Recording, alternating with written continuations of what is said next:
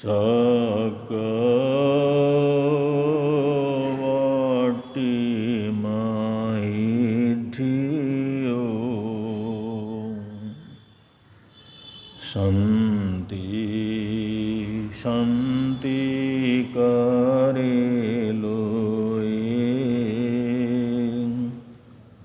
पतो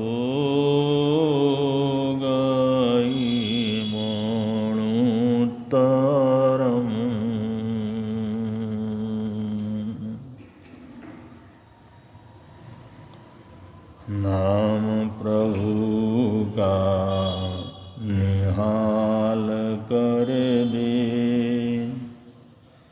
फूल शांति के खूब खिले, जगत जीवन महक उठे तब सुमति अरु सत कर्म मिले, बीत रागता ध्येय ध्यान का, सद जाए नर जीवन में, अनेकांत अहिंसा फलित हो, जन जगत के प्रांगण में, अनेकांत अहिंसा घटित हो, सब जन जीवन आंगन में।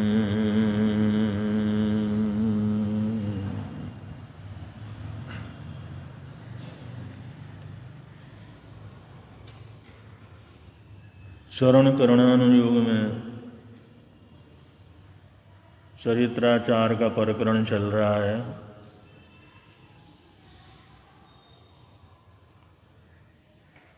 चरित्राचार में आगे बढ़ने से पहले अहिंसा के संबंध में कुछ बातें चल रही हैं। हमारी अहिंसा यात्रा, हमारी जो प्राणातिपात विरमण की जो यात्रा है, अणुवर्ती या महावर्ती होने की यात्रा है। गृहस्थ धर्म या साधु धर्म, श्रावकाचार या श्रवणाचार की जो आराधना साधना है, उसके लिए अहिंसा को सभी दृष्टियों से समझ लेना बहुत आवश्यक है। एक व्यक्ति तभी अहिंसक हो सकता है, तभी वो अहिंसा का पालन कर सकता है, जब उसके जीवन में अनेकांत दृष्टिकोण। श्रवण भगवान महावीर स्वामी ने बतलाया, 24 में तीर्थंकर भगवंत ने बतलाया, अनेकांत ही सत्य के रास्ते के ऊपर चलने का एक मार्ग है। अनेकांत दृष्टिकोण के बिना, अनेकांत आचरण के बिना, अनेकांत समझ के बिना कोई भी व्यक्ति अहिंसक नहीं बन सकता। तो इसलिए बहुत से आचार्य तो स्पष्ट रूप से कहते हैं कि अहिंसा के साथ अनेकांत को पूरी तरह से जोड़ के चलना चाहिए। हमारे जैन दर्शन के आधारभूत तत्व अगर कोई दो हैं तो उन्हें अहिंसा और अनेकांत कहकर के पुकारा जा सकता है। हम लोग अहिंसा की बात तो बहुत करते हैं, कोई ऐसी चर्चा, ऐसा प्रसंग ऐसा नहीं रहता जहाँ पर अहिंसा, दया, करुणा की बात न की जाती हो।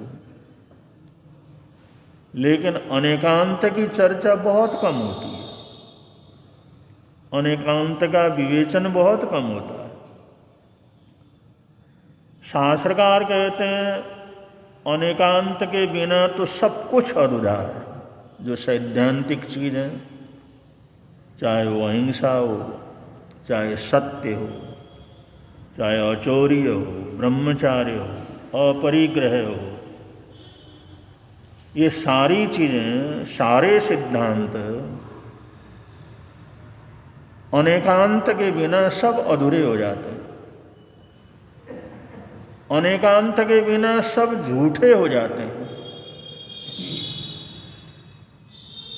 इसलिए अनेकांत की बड़ी महिमा है सिद्धांतों की परिपूर्णता के लिए, सिद्धांतों के सौंदर्य के लिए और सिद्धांतों का सदाचरण पूर्वक जीवन में व्यवहार लाने के लिए अनेकांत दृष्टिकोण का होना, अनेकांत सोच का होना, अनेकांत विचारों का होना और अनेकांत को समझना बहुत आवश्यक है। तो अनेकांत का जो शाब्दिक अर्थ है, शास्त्रकार कहते हैं कोई भी प्राणी या कोई भी व्यक्ति दुनिया के अंदर कोई भी पदार्थ या कोई भी वस्तु, कोई भी वास्तु, दुनिया के अंदर जितने भी चीजें हैं वो सारे के सारे अनेक धर्मात्मक हैं, अनेक धर्मात्मक हैं।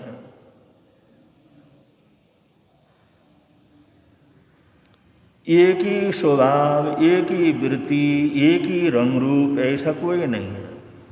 सब योग हैं, संयोग हैं। अपने आप में अकेला कुछ नहीं, उसके अंदर सारी चीजें हैं। जैसे एक फल है, अगर कोई खाता है उसको पूछोगे कैसा है, उनका मीठा है, लेकिन सिर्फ एक उसके धर्म का वो वर्णन कर रहा है जो सबसे पहले उसको अनुभव के अंदर आया। एक फल मीठा भी होता है, एक फल कसैला भी होता है, वही कड़वा भी होता है, वही तीक्ष्ण तीता भी होता है। उसके अंदर पांचों के पांचों रस रहते हैं। हमारी जीवा जब ग्रहण करती है उसमें जो ज्यादा मात्रा में धर्मात्मक है उसका हम अनुभव कर लेते हैं, औरों को गौण कर देते हैं। तो एक फल में सभी तरह के रस हैं।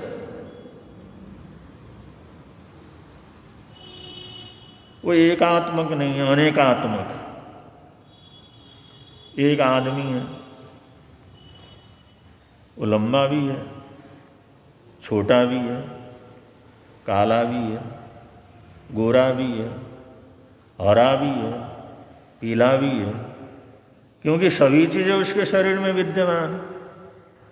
वो विद्वान भी है, मूर्ख भी है, साधु भी है, असाधु भी है, सदाचारी भी है, असदाचारी भी है। एक व्यक्ति के अंदर सभी प्रकार के धर्म उसके अंदर रहते हैं, सभी प्रकार के उसके अंदर ये दृष्टिकोण रहते हैं, तो अनेक धर्मात्मक होता है, एक धर्मात्मक नहीं होता हो। रिश्तों के हिसाब से देखो, एक आदमी बेटा भी होता है, बाप भी होता है, भाई भी होता है, पति भी होता है, जवाई भी होता है, पड़ोसी भी होता है, मित्र भी होता है, दोस्त भी होता है, राजा भी होता है और गुलाम भी होता है। नहीं होता, होता है, सारे होता है। एक व्यक्ति के अंदर सारे ही रिश्ते आ जाते हैं। एक स्त्री के अंदर भी सारे रिश्ते होते हैं। ये जो दृष्टिकोण है, ये अनेकांत दृष्टिकोण, ये अनेकांत सिद्धांत, कि कोई भी व्यक्ति हो, कोई भी पदार्थ हो, कोई भी वास्तु और कोई भी वस्तु या कोई भी सिद्धांत हो, उनमें अनेक धर्मात्मक होते हैं, उनके अनेक पहलू होते हैं। जिसमें एक ही पहलू हो, एक ही पक्ष हो, ऐसी कोई चीज दुनिया के अंदर नहीं है। इस बात को जानना, इस बात को समझना और इस बात को स्वीकार करना और इस बात को याद रखना, ये जैन श्रावक या जैन श्राविका या जैन साधु, जैन साध्वी या जैन विद्वान, ये होने के लिए सबसे पहली शर्त है। इसके बिना हम न सत्य तक पहुंच सकते हैं, न किसी चीज़ को समझ सकते हैं, न उसकी असलियत का अनुभव कर सकते हैं। तो श्रवण भगवान महावीर स्वामी कहते हैं, अहिंसा के साथ अनेकांत है, अनेकांत के बिना अहिंसा लंगड़ी है। न तो अहिंसा के बिना अनेकांत है, न अनेकांत के बिना अहिंसा है, ये दोनों पूरक हैं। तो इस बात को भी ध्यान रखना बहुत जरूरी है, इस बात को भी समझना जरूरी है। सिर्फ समझना नहीं, इसका प्रयोग में भी लाने की जरूरत है। तो ये जो दृष्टिकोण है, अनेकात्मक दृष्टिकोण, अनेक धर्मात्मक दृष्टिकोण, ये श्रवण भगवान महावीर स्वामी ने हम सबको दिया और उन्होंने अपने जीवन के अंदर समय समय पर इसका प्रयोग करके बतलाया। अगर श्रवण भगवान महावीर स्वामी से या किसी केवल ज्ञानी से, अगर जो ज्ञानी है, जैन दर्शन का मर्मज्ञ है, और उसके पूछो हिंसा करना, प्राणातिपात करना, हिंसा करना पाप है या पुण्य, तो अगला क्या जवाब देगा?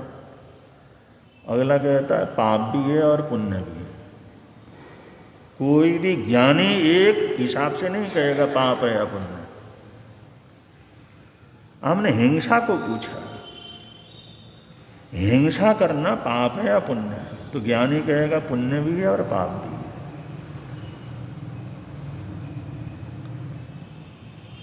अब आदमी सोचता है भी ये तो बड़े हैरानी की बात है, हिंसा करना इसको पुण्य कैसे कहा जा सकता है? पुण्य तो, अब हिंसा करना ये पुण्य कैसे हो सकता है? फट सवाल उसमें पैदा होता है। अगर एक आदमी घर के अंदर ही एक सदस्य है, छोटे छोटे बच्चों को मारता है, पीटता है, बर्तन तोड़ देता है, सबको दुखी करता है, नुकसान करता है, बर्बादी करता है, उसको मारेंगे पीटेंगे, हिंसा नहीं करेंगे तो कैसे शांति रहेगी? उसको नहीं धमकाएंगे, उसको बांध के नहीं रखेंगे, उसको मारेंगे पीटेंगे नहीं, ये भी तो हिंसा के अंतर्गत ही है। वो सबको परेशान करता है, सबको दुखी कर डालता है। अब जो पशु हमेशा किसी को मारता रहता है, ठोकता रहता है, घायल करता रहता है, तो लोग कहते मार दो भाई इसको, या बांध करके रखो, इसको बाड़े में ले जा करके बांध दो, भूखा मारो इसको, ये तो बड़ा परेशान कर रहा है। अब उसको बांधने से बहुत से लोगों की सुरक्षा हो गई, बहुत से लोगों की आफत खत्म हो गई, बहुत से लोगों की परेशानियां खत्म हो गई। तो पुण्य हुआ या पाप हुआ? हिंसा, ये सारी चीजें हिंसा में आते हैं ना, मारना, ताड़ना, गाली देना, बांधना, बंदी बनाना, सब हिंसा के अंतर्गत ही। लेकिन वो हिंसा करने क्या हुआ? पुण्य रूप भी हुआ। ऐसा नहीं करेंगे तो एक भी वजह से 1000 आदमी तकलीफ में आ जाएंगे। एक उग्रवादी को अगर कोई मारती है फोर्सेस तो वहां पर कोई पाप करती? नहीं करता, वो पाप नहीं करता। भले ही वो मार रहा है, भले ही हत्या कर रहा है, लेकिन हजारों लोगों की रक्षा भी कर रहा है। उनकी रक्षा करने के लिए उसको मार रहा है। इसलिए ज्ञानियों को अगर पूछते हैं तो कहते हैं हिंसा करना पाप भी है और पुण्य भी है। ये अलग अलग दृष्टिकोण से है। तुम किस दृष्टिकोण से पूछ रहे हो? अगर उसकी तकलीफ की बात करें, उस एक व्यक्ति की तकलीफ की बात करें तो पाप है। अगर अच्छे भले आदमी को मारना पीटना कोई लगे तो पाप है। निर्दोष आदमी की अगर हत्या करने लगे तो महापाप है। लेकिन अपराधी को अगर करने लगे तो वहां तो पुण्य है। उसी के लिए तो हमने सारे नेताओं को चुना हुआ है, सरकार बनाई हुई है, पुलिस फोर्स बनाया हुआ है, जेल बनाया हुआ है, न्याय भाई गलत लोगों को दंडित किया जा सके, उनको पकड़ा जा सके, उनसे समाज की सुरक्षा की जा सके, उनके फैलाने वाली जो अशांति है, हिंसा है, उसको रोका जा सके। इसलिए वो पाप नहीं, वो पुण्य के अंतर्गत जा रहे हो तो साधु ही चला जा रहा है, जाते जाते उसके पास से ही वो निकल करके अंदर जंगल में चला जाता है। शिकारी बाहर आ करके पूछता है इधर से मिर्ग गया, तुमने देखा? किधर को गया? अगला मना कर देगा, हमारे को नहीं पता, हमने नहीं देखा। अगर यहां पर सच बोले तो अगले की तो मौत हो जाएगी।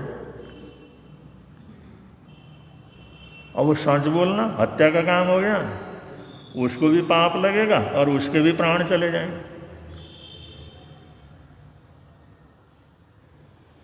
और वहां पर न बोलना या झूठ बोलना वो पाप नहीं, पुण्य के रूप में अगले के निर्दोष की रक्षा के लिए कर रहा है। तो ये जैन दर्शन हैं जो इतने सूक्ष्मता से और इतने व्यवहारिक रूप से कि अहिंसा की प्रतिष्ठा हमारे जीवन में किस तरह से हो, अहिंसा का पालन हम कैसे करें, अहिंसक जीवन में कैसे बने, अहिंसक बनने का मार्ग क्या है, उसके लिए हमारे को किन किन चीजों की समझ होनी जरूरी है। ये बात श्रवण भगवान महावीर स्वामी अपने इस दर्शन के अंदर बड़े खुलासे रूप से जो बतलाते हैं, वही तो वर्णन चल रहा है। तो अगर अनेकांत को निकाल दिया जाए तो जैन दर्शन तो बिल्कुल अधूरा हो जाता है और अहिंसा तो वहाँ पर पूरी हो ही नहीं सकती। इसलिए अहिंसा के साथ अनेकांत दृष्टिकोण का होना जरूरी है। और सभी जो है पदार्थ जो है, सभी जो है पदार्थ वस्तु सारे क्या हैं, वो सब अनेक धर्मात्मक हैं। अगर एक आदमी कहता है रामलाल झूठा आदमी, या हमने अनुभव किया, हमारे साथ झूठ बोला,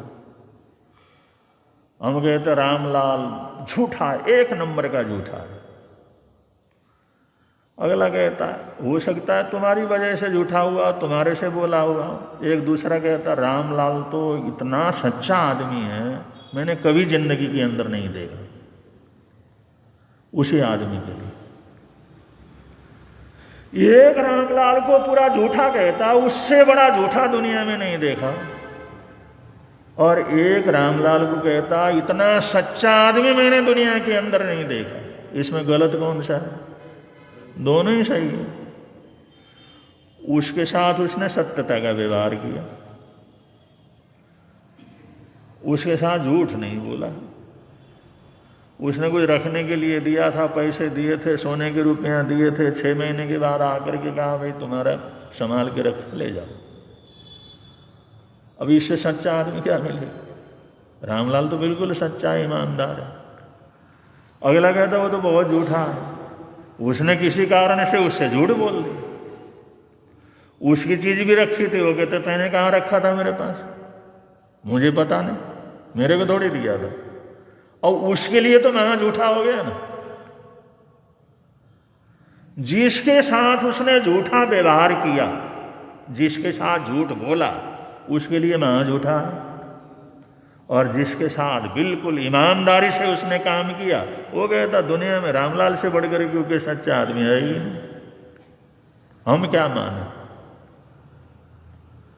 हम क्या माने?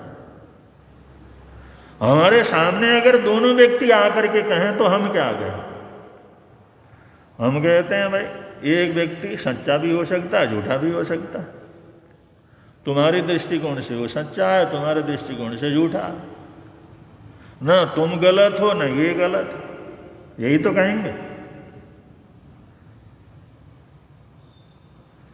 एक व्यक्ति हिंसक है तो सबके लिए हिंसक तो नहीं होता। ये कहता है भाई ये जो शेर है मांसाहारी,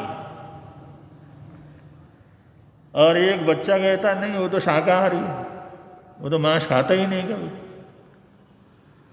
और उसको बकरी का बच्चा उसको पहले मिला हो, उस बच्चे को पाला पोसा हो उसने, शेर ने उसकी रक्षा की हो, जंगल में ऐसा बहुत करते हैं। वो तो वहीं पर बकरी का बच्चा घूम रहा, खेल रहा, चढ़ रहा, अगला उसको मारता ही नहीं है, वो उसको मांसाहारी कैसे मानेगा? वो तो कहता है तो बड़ा शाकाहारी है, ये तो मांस खाता ही नहीं, ये तो मेरे को कभी मारता ही नहीं है। और वो शेर के जो बच्चे हैं, शेर की जो पत्नी है, शेर के परिवार वाले हैं, उसके लिए वो मांसाहारी थोड़ी, उसके लिए हिंसक थोड़ी है। हमारे लिए हिंसक हो सकता है, गाय के परिवार के लिए हिंसक हो सकता है, बकरी पालने वाले के लिए हिंसक हो सकता है, लेकिन उसके परिवार के लिए, उसकी तो जान दे करके उनकी रक्षा करता है। उसकी जो शेरिनी है उसकी तो प्राण दे करके उसकी रक्षा करता है, तो उसके लिए मांसाहारी हिंसक थोड़ी, उसके लिए तो पूरा अहिंसक है। उधर इसने तो अपने जान की बाजी लगा करके हमारी रक्षा की है, हम कैसे कहेंगे हिंसक? तो एक हिंसक भी हो सकता है, हिंसक भी होता है तो अहिंसक भी होता है, हो सकता। ये अलग अलग दृष्टिकोण। तो किसी भी चीज को ऐसा ही है, यही सत्य है, वो गलत है, ऐसा जैन शास्त्र को, जैन दर्शन को पढ़ने वाला कभी ऐसा नहीं कहेगा। ये जैन दर्शन का ये अनेकांत सिद्धांत है, जो उसका विरोध करने वाला भी है, उसका खंडन करने वाला भी है, उसको भी कहता है हो सकता है तुम भी अपने दृष्टिकोण से सही कह रहे हो, तुम भी अपने दृष्टिकोण से सही हो सकते हो, मैं तुम्हें झूठा नहीं मानता।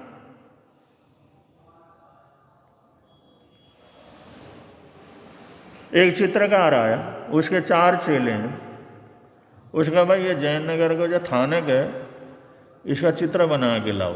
एक ने पार्क में बैठे बनाया, एक में इधर गली में बैठ करके बनाया, एक सामने गली में बैठ करके बनाया, एक इधर बन करके बैठा बनाया, और चारों ले जाके रख दिया। ये जैन नगर के थानक का चित्र है।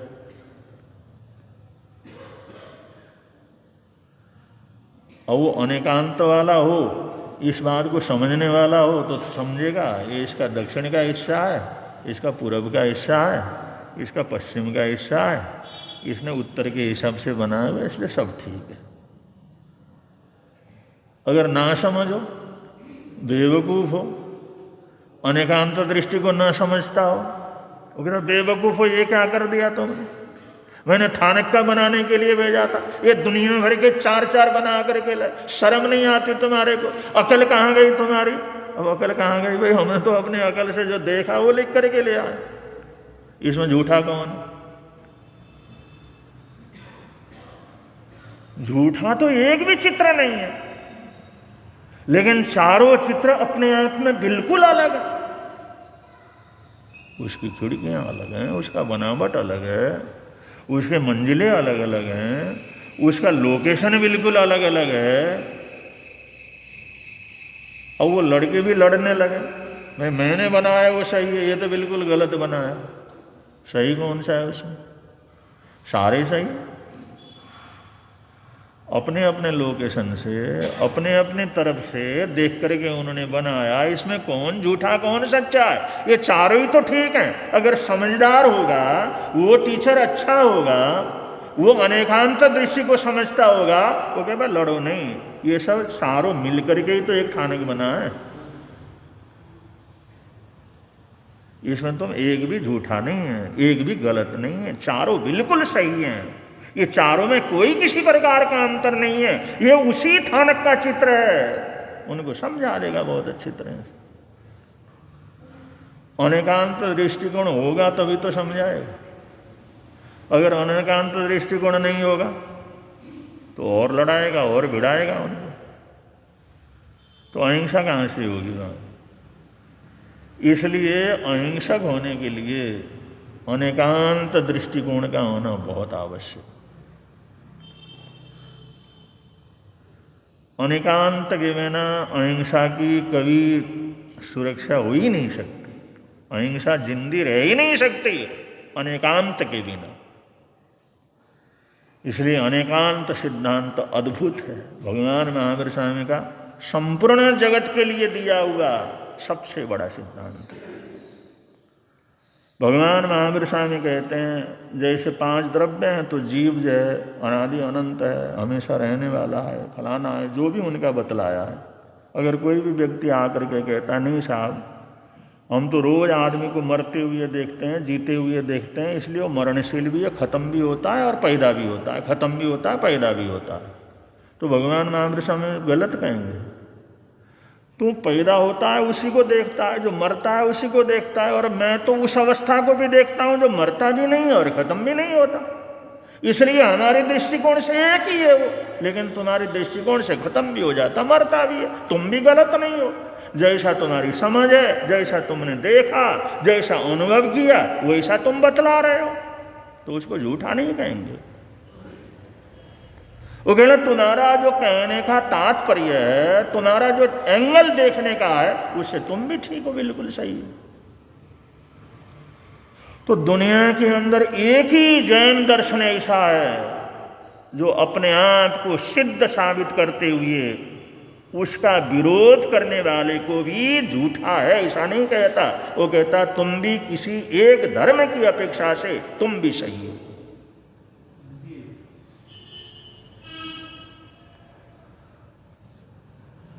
तो ये अनेकांत दर्शन ने तो सारे संसार को एक किया है, सारी दुनिया को एक किया है, दुनिया के सारे सिद्धांत इसके अंदर समा जाते हैं। तो अनेकांत अपने आप में बहुत अद्भुत है। और करीबन हमारे जैन धर्म के चारों ही परंपराएं, जैसे थानकवासी है या मूर्ति पूजक है या दिगंबरी है या तेरापंथी है, और भी बीच बीच में बहुत से अलग अलग, एक ही थानकवासी में कहीं कहीं पंथ हैं, कहीं कहीं कुल परंपराएं हैं। अनेकांत सिद्धांत सबको आता है, सब जानते हैं, सब व्याख्यान देते हैं, सब कहते हैं बिल्कुल अच्छा है, लेकिन जब काम पड़े तो वहाँ पर लड़ने झगड़ने की सिवाय कुछ नहीं करते, एक दूसरे को झूठा सिद्ध करने की सिवाय नहीं करते। ये सबसे बड़ा दुर्भाग्य है। अनेकांत सिद्धांत को मानने वाले विद्वान, अनेकांत सिद्धांत को अपना सिद्धांत मानने वाले जैन लोग, ये भी आपस में मिलकर के एक पार्टी के ऊपर बैठ नहीं सकते, एक दूसरे के पक्ष को सुन नहीं सकते, एक दूसरे के पक्ष को सहन नहीं कर सकते। ये पंचम काल की विडंबना, ये जो पंचम काल है ना, इसकी विडंबना। वरना जहाँ अनेकांत हो वहाँ लड़ाई झगड़ा, जहाँ अनेकांत हो वहाँ पर एक दूसरे की निंदा चुगली हो, जहाँ अनेकांत हो वहाँ पर इस प्रकार का झगड़ा हो, संप्रदायवाद हो। ये तो ऐसा ही हुआ, सूर्य निकलने के बाद भी उजाला हुआ ही नहीं भाई। होता तो है लेकिन अपनी आंखें फोड़ दी तो फिर कहाँ से उजाला होगा। अपनी आंखें फोड़ दी और गए उजाला तो हुआ ही नहीं। यही सही है हमारा हाल। आंख बंद करके बैठते हैं, पट्टी बांध करके बैठते हैं, आंखों को फोड़ करके बैठते हैं, कहते उजाला तो है ही नहीं। जिस समाज के पास अहिंसा जैसा सिद्धांत हो और अनेकांत जैसा दृष्टिकोण हो, वो भी लड़े तो दुनिया के अंदर शांति कहाँ रहेगी।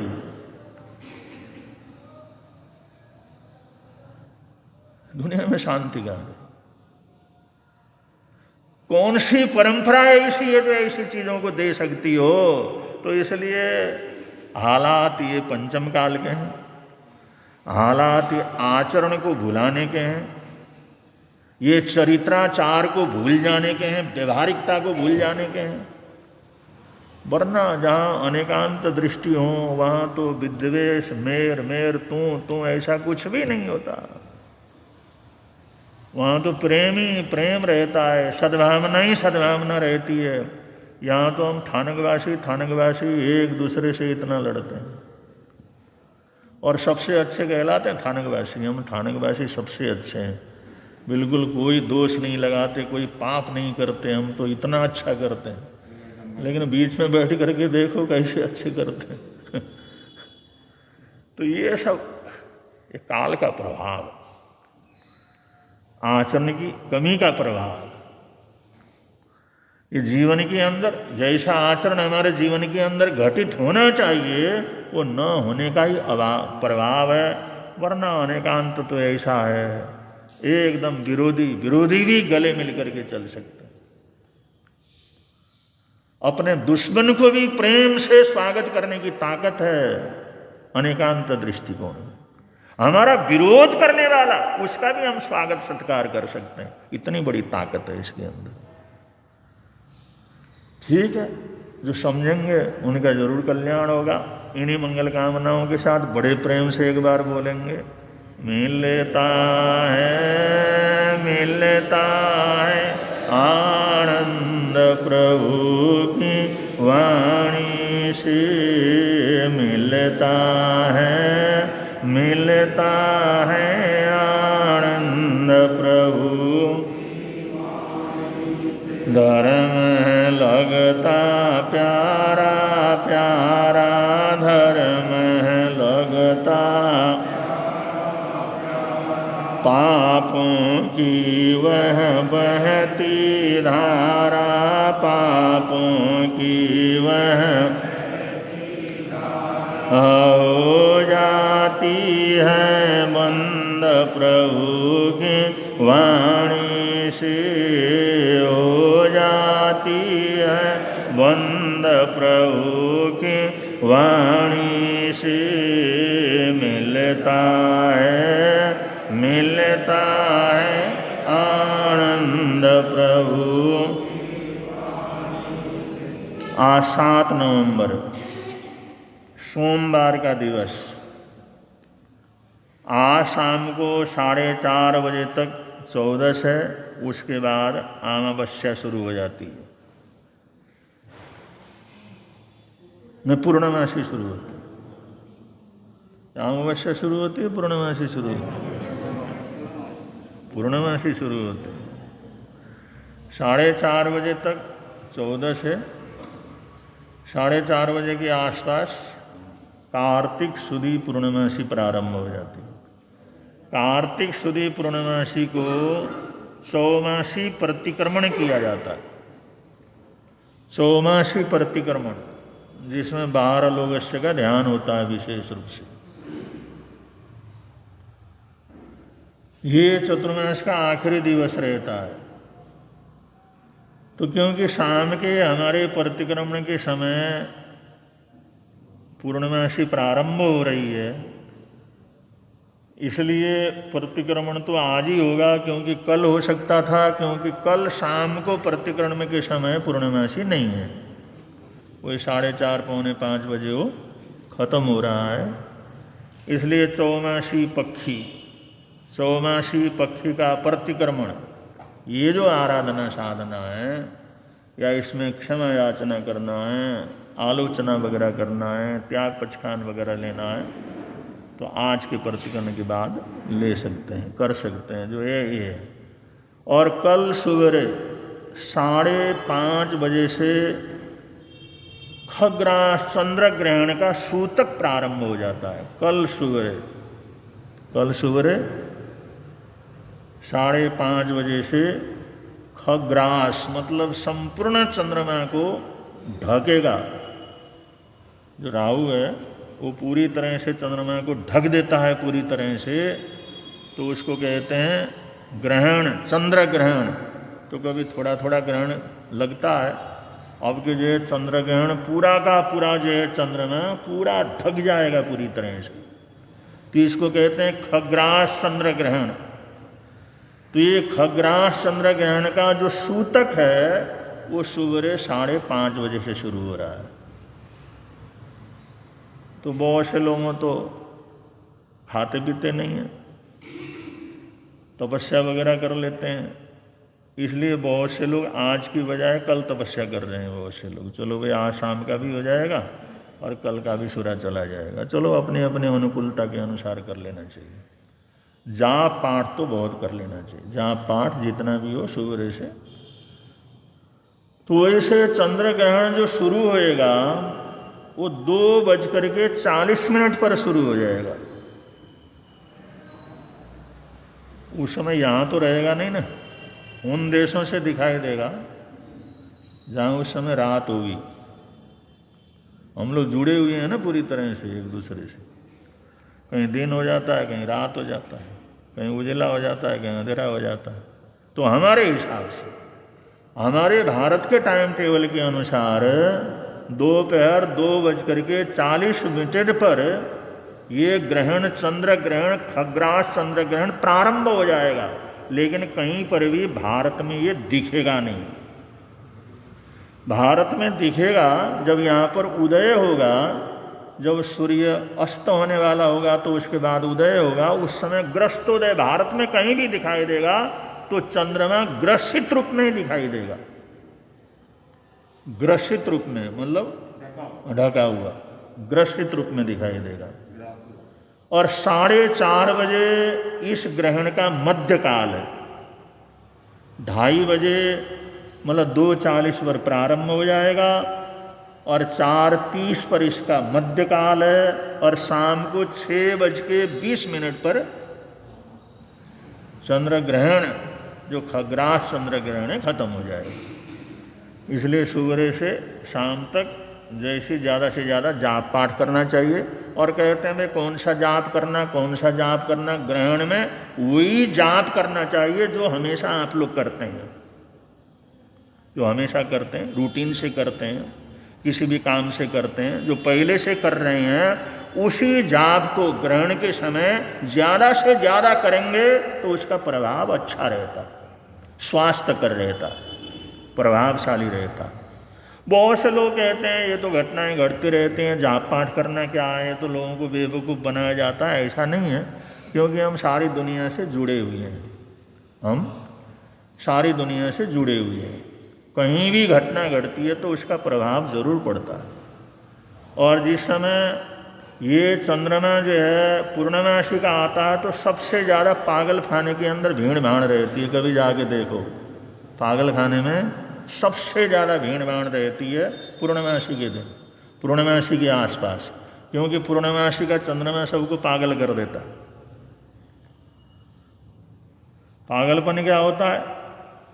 समुद्र के किनारे पर जाके देखो, जहाँ पर लहरें चलती थी वहाँ पर 20-20 फुट की लहरें उठती हैं। चंद्रमा जब पूर्णमासी का निकलता है तो जहाँ पर 2-2, 4-4 फुट की लहरें चलती हैं, 20-20 फुट की लहरें उठनी शुरू हो जाती हैं। ये चंद्रमा का प्रभाव पानी के ऊपर पड़ता है। ये तो दुनिया देखती है, आगे पीछे तो होता नहीं। पूरे समुद्र के पानी के अंदर उछाल आता है, और पानी में जितना नमक होता है उतना ही नमक हमारे खून में होता है। हमारे खून में और समुद्र के पानी में बराबर वही रहता, कितना पानी कितना नमक। तो जब उस समुद्र में प्रभाव पड़ेगा तो हमारे शरीर के खून में भी तो प्रभाव पड़ेगा उसका। इसलिए ऐसा कहना कुछ भी प्रभाव नहीं पड़ता साहब, ये तो बेवकूफ़ी है, ऐसा नहीं है। उसी के पीछे मरते रहना ये गलत है, उसी के पीछे जो है परेशान होना ये गलत है, लेकिन प्रभाव तो हर चीज़ का पड़ता, प्रभाव तो हर चीज़ का पड़ता। दुनिया में कहीं भी घटना घटती है पड़ता। तो जो है जितना जाप पाठ कर सको उतना अच्छा है। जितना अच्छे रहो, उसमें गाली गलौच न हो, ज़्यादा गुस्सा न हो और निंदा चुगली वगैरह न हो, तो ऐसे अपने आप को संयमित रखें, अच्छा रखें, प्रसन्न रखें, खुश रखें। और सादा भोजन, भोजन के बिना रह नहीं जाता, तो कम से कम रुखा सूखा उबला हुआ सादा भोजन करें।